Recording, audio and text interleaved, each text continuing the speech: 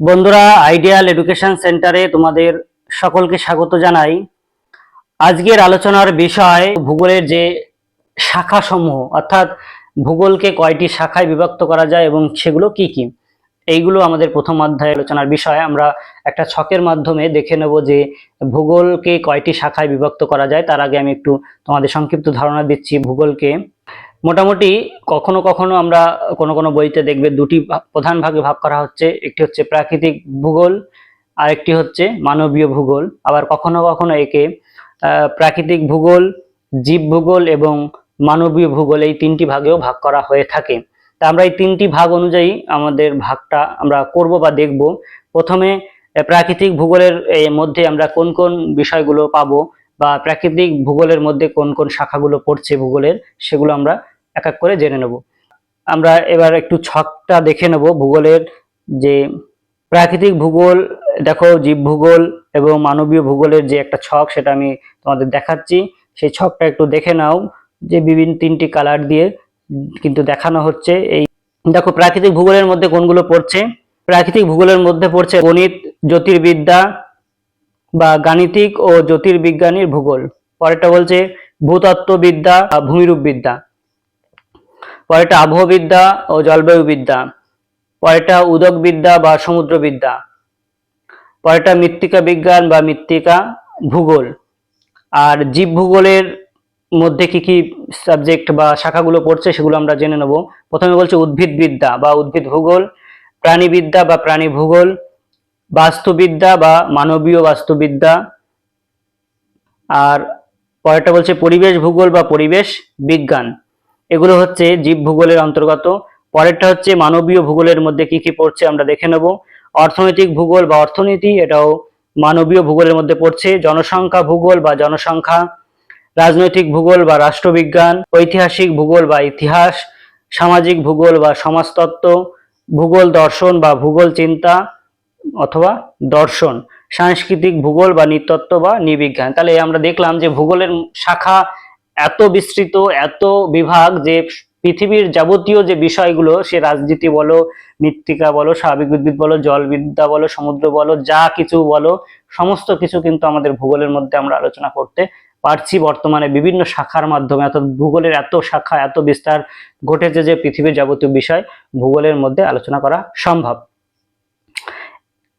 তাহলে এই যে আমরা যে বিষয়গুলো জানলাম, যে বিভাগগুলো জানলাম, প্রাকৃতিক ভূগোল, মানবীয় ভূগোল এবং জীব ভূগোল, এই ভূগোলের মধ্যে এদের আলোচনার বিষয় কি, প্রত্যেকটা দেখো আলাদা আলাদা আলোচনার ক্ষেত্র রয়েছে বা বিষয়বস্তু রয়েছে আলোচনার।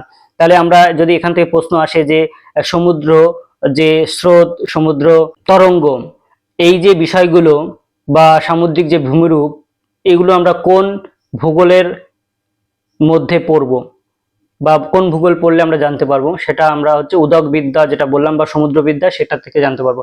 এবার যদি বলে মৃত্তিকার উৎপত্তি আমরা কোন ভূগোল থেকে জানতে পারবো, তাহলে মৃত্তিকা ভূগোল থেকে আমরা জানতে পারবো। যদি বলে যে স্বাভাবিক উদ্ভিদ সম্পর্কে আমরা কিভাবে জানবো, কোন ভূগোল পাঠ করে জানবো, তাহলে সেটা হচ্ছে উদ্ভিদবিদ্যা থেকে আমরা জানতে পারবো। এবার যদি কেউ প্রশ্ন করে যে আমরা যে মহাকাশে যে জ্যোতিষ্কগুলো রয়েছে, গ্রহ, নক্ষত্র, ধূমকেতু বা তারা যেগুলো রয়েছে, সেগুলোর সম্পর্কে আমরা জানতে পারবো কোন ভূগোল পাঠ করে, অর্থাৎ ভূগোলের কোন শাখার মধ্যে এগুলো অবস্থান করছে বা কোন শাখার অন্তর্গত এগুলো, সেগুলো হচ্ছে জ্যোতির্বিজ্ঞান যে শাখাটা, জ্যোতির্বিজ্ঞান সম্পর্কে আলোচনা করা হচ্ছে। এইভাবে খুঁটিয়ে খুঁটিয়ে কিন্তু অনেক ধরনের প্রশ্ন তোমাদের আসবে। এবার যদি বলে যে রাষ্ট্র সম্পর্কে আমরা কোন জানবো কোন ভূগোল পাঠ করে, সেটা আমরা জানবো হচ্ছে রাজনৈতিক ভূগোল। যেটা রাজনৈতিক ভূগোলের যে বিভিন্ন সমাজ বিষয়ক ব্যাপার, সেগুলো কোথা থেকে জানতে পারবো কোন ভূগোল পাঠ করে, সেটা হচ্ছে সমাজতত্ত্ব থেকে বা সামাজিক ভূগোল থেকে জানতে পারবো। ইতিহাস সম্পর্কে জ্ঞান জানতে পারবো বা জ্ঞান লাভ করতে পারবো কোন ভূগোল পাঠ করে, না ঐতিহাসিক ভূগোল পাঠ করে। পরিবেশ সম্পর্কে জ্ঞান অর্জন করব আমরা কোন ভূগোল পাঠের মাধ্যমে, না পরিবেশ ভূগোল থেকে। এরকম ভাবে প্রাণীদের সম্পর্কে জানবো কিভাবে, কোন ভূগোল পাঠ করে, না প্রাণীবিদ্যা বা প্রাণী ভূগোল পাঠ করে আমরা জানবো। ভূমিরূপের বিভিন্ন বিষয়, অর্থাৎ ভূমিরূপের যে বিভিন্ন পর্যায় রয়েছে বা বিভিন্ন ভূমির রূপ রয়েছে, সেগুলো কোন ভূগোলে আমরা জানবো, সেগুলো আমরা জানবো হচ্ছে ভূমিরূপ বিদ্যা বা ভূমিরূপ ভূগোলে। আবহাওয়া বা জলবায়ু সম্পর্কে আমরা জানবো। এই যে আমফান ঝড় হচ্ছে, এই যে এত গরম, এত কেন পশ্চিমবঙ্গে এখন গরম হচ্ছে, এই যে এল নিনোর কারণে গরম হচ্ছে আমরা জানি। তাহলে এই এল নিনোটা কিভাবে তৈরি হচ্ছে, কেন তৈরি হচ্ছে, কত বছর পর পর আসে, কোথায় উৎপত্তি লাভ করে, এইগুলোর কোথায় আমরা জানবো? এটা জানবো হচ্ছে জলবায়ু বা আবহাওয়াবিদ্যা যে ভূগোলের শাখা, সেই শাখা থেকে আমরা এগুলো জানতে পারবো। জনসংখ্যা আগে কত ছিল, এখন কত হলো, সেই জনসংখ্যা কেন বৃদ্ধি পাচ্ছে, কেন কোথাও জনসংখ্যা কমে যাচ্ছে, কাম্য জনসংখ্যা কাকে বলে, স্থিতিশীল উন্নয়ন কাকে বলে, বা মানুষ জমি অনুপাত কাকে বলে, বিভিন্ন রকম বিষয়গুলো আমরা এই জনসংখ্যা ভূগোল থেকে জানতে পারবো। পরে রাজনৈতিক ভূগোল, অর্থাৎ রাজনৈতিক বিষয়গুলো আমরা এই রাজনৈতিক ভূগোল থেকে জানতে পারবো। ঐতিহাসিক ভূগোল, ইতিহাস সম্পর্কিত বিষয়গুলো ঐতিহাসিক ভূগোল থেকে জানতে পারবো। পরে হচ্ছে সামাজিক বিষয়গুলো সামাজিক ভূগোল থেকে জানতে পারবো। ভূগোল দর্শন বা ভূগোল চিন্তা, এটা দর্শন শাস্ত্র, যাকে ভূগোলের দর্শন বা থট অফ জিওগ্রাফি, এই সাবজেক্ট বা এই শাখাটি পড়লে আমরা ভূগোলের যে চিন্তাধারা বিষয় সেগুলো জানতে পারবো। আর একটা হচ্ছে সাংস্কৃতিক ভূগোল বা নৃতত্ত্ব বা নৃবিজ্ঞান, এগুলো অর্থাৎ সাংস্কৃতিক যে বিভিন্ন বিষয়, শিক্ষা, সমাজ সচেতনতা, বিভিন্ন নিয়ম কানুন, এগুলো আমরা আচার আচরণ, এগুলো সব জানতে পারবো। রীতিনীতি বিভিন্ন সমাজের, বিভিন্ন দেশের, সেগুলো এই সাংস্কৃতিক ভূগোল বা নৃতত্ত্ব বা নৃবিজ্ঞান থেকে আমরা জানতে পারবো।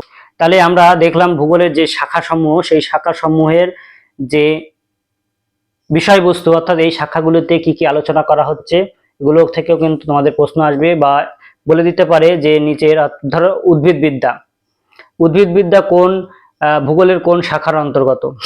তখন তোমাকে যদি অপশন দেয় যে মানবীয় ভূগোল, নাকি প্রাকৃতিক ভূগোল, নাকি অর্থনৈতিক ভূগোল, নাকি কোনোটিই নয়, বা সবকটায়, এরকম অপশন দিতে পারে, তখন তোমাকে বলতে হবে ভূগোলের অন্তর্গত।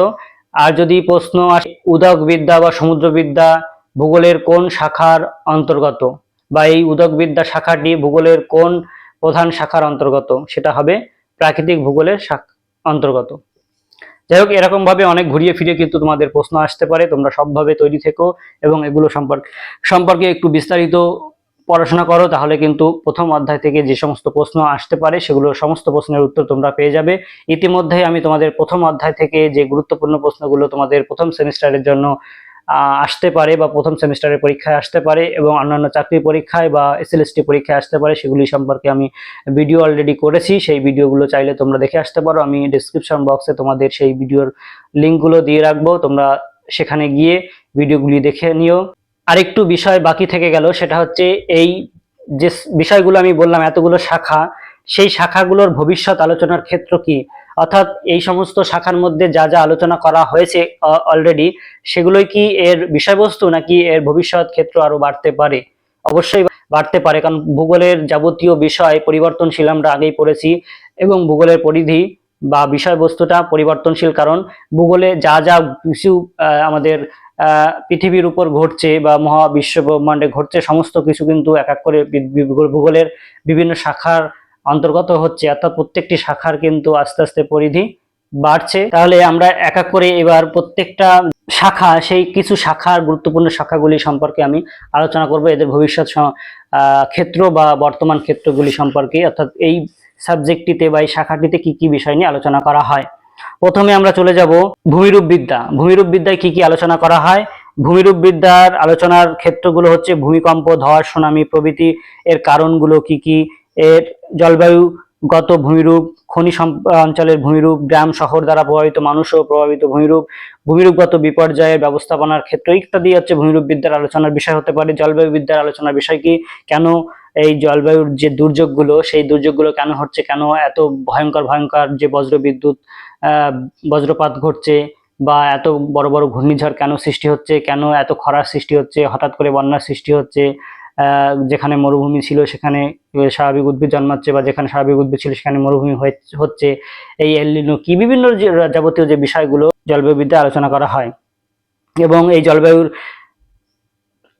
প্রভাবটা কৃষিক্ষেত্রে কতটা, শিল্পক্ষেত্রে কতটা, মানুষের জীবনযাত্রার উপর কতটা প্রভাবিত করছে, সেগুলো সম্পর্কে এই জলবায়ুবিদ্যার আলোচনা করা হবে বা হচ্ছে। এটা বর্তমান বিষয় এবং ভবিষ্যৎ বিষয়ের আলোচনার ক্ষেত্র।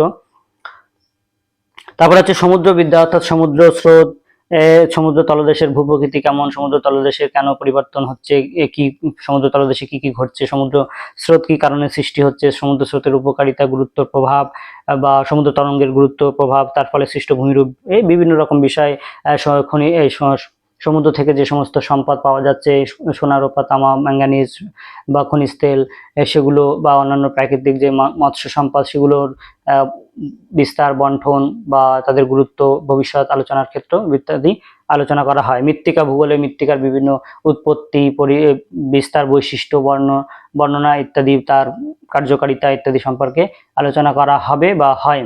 জীব ভূগোলের আলোচনা, উদ্ভিদ ভূগোলে উদ্ভিদের কিভাবে সংরক্ষণ করা যায়, কিভাবে উদ্ভিদের সংরক্ষণের উপর গুরুত্ব আরোপ করা যায়, অতিরিক্ত উষ্ণতা, খরা রোধের জন্য কিভাবে আমরা বৃক্ষ সাহায্য করে এবং তার জন্য কি কি গাছ লাগানো আমাদের প্রয়োজন, কৃষি ও সামাজিক বনসৃজনটা কি, আর কি করে এর বৃদ্ধি করা যায়, পতিত জমিকে কিভাবে বনসৃজন করা যায় বা কিভাবে একে আরো ফলপ্রসূ করা যায়, ব্যবহার উপযোগী করা যায়, ইত্যাদি ইত্যাদি আলোচনা করা হয়। প্রাণী ভূগোলে প্রাণীদের বন্টন, তাদের সুরক্ষার জন্য বিভিন্ন যে রিজার্ভ ফরেস্ট বা বিভিন্ন রকম যে বিভিন্ন ধরনের প্রাণীকে বিলুপ্তির হাত থেকে রক্ষা করা এবং আধুনিক পদ্ধতিতে এদের প্রতিপালন এবং প্রাণী সমূহের উন্নতির ব্যবস্থা করা ইত্যাদি ভবিষ্যৎ আলোচনার ক্ষেত্র হচ্ছে এই প্রাণী ভূগোলের। মানবীয় বাস্তুবিদ্যা কি, মানবীয় এই শাখার আলোচনা ক্ষেত্রগুলো কি, পরিবর্তনশীল বাস্তুতন্ত্র, মানুষের উপর তার যে প্রভাব ও পরিণাম, স্বাভাবিক বা প্রাকৃতিক বাস্তুতন্ত্রের যথাযথ যে সংরক্ষণ, এটা কিভাবে করা সম্ভব হবে, সেগুলি এই ভবিষ্যৎ আলোচনার ক্ষেত্র হচ্ছে এই মানবীয় বাস্তুবিদ্যার। পরিবেশ ভূগোলের ভবিষ্যৎ আলোচনার ক্ষেত্র কি, প্রাকৃতিক পরিবেশের যথাযথ যে সংরক্ষণ কিভাবে করা যায়, বায়ু দূষণ, জল দূষণ, মৃত্তিকা দূষণ, ভূমি দূষণ, এগুলো থেকে কিভাবে রক্ষা পাওয়া যায়, কিভাবে এদের প্রভাব থেকে মুক্ত করা যায় সমাজকে বা পরিবেশকে, পৃথিবীকে, সেগুলো সম্পর্কে আলোচনা করা এর ভবিষ্যৎ আলোচনার ক্ষেত্র। ভবিষ্যতে কি কি উপায়ে এর সুষ্ঠু সুন্দর প্রতিকার করা সম্ভব, এগুলো ভূগোলের এই শাখার আলোচনার ভবিষ্যৎ ক্ষেত্র। আর মানবীয় ভূগোলের ভবিষ্যৎ আলোচনার ক্ষেত্রগুলো কি কি, রাশিবিজ্ঞান বা পারিমাত্রিক যে ভূগোল, সেখানে নানা ধরনের ভৌগোলিক তথ্য বিশ্লেষণ বা ভূগোলের নানা ধরনের মডেলের যে ব্যবহার, সেগুলো এই রাশিবিজ্ঞানে করা হয়ে থাকে। অর্থনৈতিক ভূগোলের এর বিষয়বস্তু কি, ভূমি ব্যবহারের বিভিন্ন যে মডেল, কৃষি উৎপাদন কিভাবে বাড়ানো যায়, কিভাবে খাদ্যের চাহিদা মেটানো যায়, কিভাবে পতিত জমির বন্টন করা যায় এবং তাকে ব্যবহার উপযোগী ভূমিতে পরিণত করা সম্ভব। মানব জীবনে শিল্পের যে সুফল কুফল, সেগুলো আলোচনা করা বা তার কুফল থেকে মানব জগৎকে কিভাবে রক্ষা করা যায়, সেগুলো ভবিষ্যৎ আলোচনার ক্ষেত্র হচ্ছে এই অর্থনৈতিক ভূগোলের। এছাড়া জনসংখ্যা ভূগোলে কিভাবে জনসংখ্যা দিন দিন পরিবর্তন হচ্ছে এবং বৃদ্ধিপ্রাপ্ত হচ্ছে, এই জনসংখ্যার যে সমস্যা, অতিরিক্ত জনসংখ্যা বৃদ্ধির কারণে যে সমস্যাগুলো তৈরি হচ্ছে, সেগুলো থেকে কিভাবে রক্ষা পাওয়া যায়, কিভাবে জনসংখ্যা নিয়ন্ত্রণ করা সম্ভব হয়, সেগুলো সম্পর্কে আলোচনা করা জনসংখ্যা ভূগোলের ভবিষ্যৎ আলোচনার ক্ষেত্র, বর্তমান আলোচনার ক্ষেত্রও বটে। রাজনৈতিক ভূগোল, রাজনৈতিক যে বিষয়গুলো, সে যে কেন্দ্র রাজ্যের যে বিভিন্ন সম্পর্ক, তারপর হচ্ছে রাজ্যগুলির যে পারস্পরিক সীমানা নির্ধারণ এবং তাদের মধ্যে পারস্পরিক যে রাজ্যের অধিবাসীদের জাতিগত যে বৈচিত্র্য, সেগুলো হচ্ছে রাজনৈতিক ভূগোলের আলোচনার ক্ষেত্র। ঐতিহাসিক ভূগোলে কি বলছে, যে কোনো স্থানের উন্নয়ন পরিকল্পনা ইতিহাসের উপর একটা যথেষ্ট গুরুত্ব রয়েছে, অর্থাৎ কোনো একটা অঞ্চলের গুরুত্ব, ঐতিহাসিক যে গুরুত্ব, তার উপর নির্ভর করে সেখানে কি কি উন্নয়নমূলক ব্যবস্থা গ্রহণ করা যায়, সেগুলো এই ভবিষ্যৎ আলোচনার ক্ষেত্র। মানুষের জাতিগত বন্টন বিশ্লেষণের ক্ষেত্রে ঐতিহাসিক একটা প্রভাব কিন্তু লক্ষ্য করা যায়। পরে হচ্ছে সামাজিক ভূগোল, সামাজিক ভূগোলে বিশ্বায়ন ও সামাজিক বিবর্তন, সামাজিক মূল্যবোধ ও সম্পদ সৃষ্টি, নগরায়ন ও উপজাতির ক্রমবিবর্তন ইত্যাদি সম্পর্কে জানা যায়। ভূগোল দর্শন বা ভূগোল চিন্তা, এর ভবিষ্যৎ আলোচনার ক্ষেত্র হচ্ছে বর্তমানে তথ্য প্রযুক্তির প্রভাবে ভৌগোলিক দর্শনের বৈপ্লবিক পরিবর্তন, ভূগোলের নতুন নতুন শাখা সৃষ্টি, দেশ ও কাল সম্পর্কে আধুনিক ধারণার উপস্থাপন ইত্যাদি সম্পর্কে আলোচনা করা সম্ভব।